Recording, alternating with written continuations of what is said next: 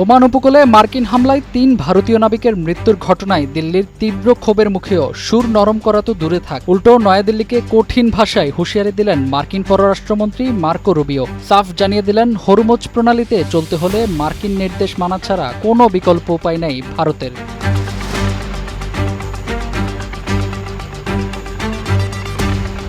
গেল শনিবার ইউরোপ সফরে থাকা ভারতের পররাষ্ট্রমন্ত্রী এস জয়শঙ্কর ওমান উপসাগরে মার্কিন সামরিক হামলায় ৩ ভারতীয়র মৃত্যুর বিষয়টি তুলে ধরে টেলিফোনে কড়া প্রতিবাদ জানান মার্কো রুবিওকে। তবে এর জবাবে মার্কিন পররাষ্ট্রমন্ত্রী কড়া ভাষায় জানিয়ে দেন, হরমুজ প্রণালীতে যুক্তরাষ্ট্রের আরোপ করা অবরোধের লঙ্ঘন এবং ইরানের অবৈধ তেল পরিবহন কোনোভাবেই সহ্য করা হবে না। হরমুজে চলতে হলে সকল বাণিজ্যিক জাহাজকে মার্কিন নির্দেশ অবিলম্বে মেনে চলতে হবে। ভারতের তীব্র প্রতিবাদের মুখেও মার্কিন পররাষ্ট্রমন্ত্রীর এমন কড়া হুঁশিয়ারিতে স্পষ্ট হয়ে উঠেছে ওয়াশিংটন দিল্লির বৈরী সম্পর্ক।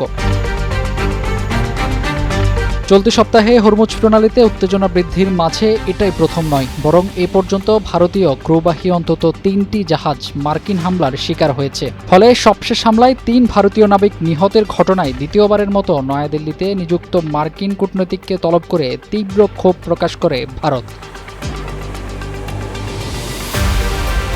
ভারতের অপরিশোধিত তেলের একটা বিশাল অংশ আসে মধ্যপ্রাচ্য থেকে, যা এই হরমুজ প্রণালী হয়ে দেশটিতে পৌঁছায়। তাই এই রুটের নিরাপত্তা ভারতের অর্থনীতির চাকা সচল রাখতে অত্যন্ত গুরুত্বপূর্ণ। অন্যদিকে মার্কিন চাপ থাকা সত্ত্বেও রাশিয়া থেকে সস্তায় তেল কেনা কিংবা ইরানের চাবাহার বন্দর উন্নয়ন প্রকল্প থেকে পিছিয়ে আসেনি ভারত, বরং নয়াদিল্লি নিজের স্বার্থে অটল এবং তারা কোনো একক পরাশক্তির অন্ধ অনুসারী নয় বলে কঠোর প্রতিক্রিয়া জানিয়েছেন ভারতের পররাষ্ট্রমন্ত্রী এস জয়শঙ্কর। ফাহিম হৃদয়, টাইমস টুডে।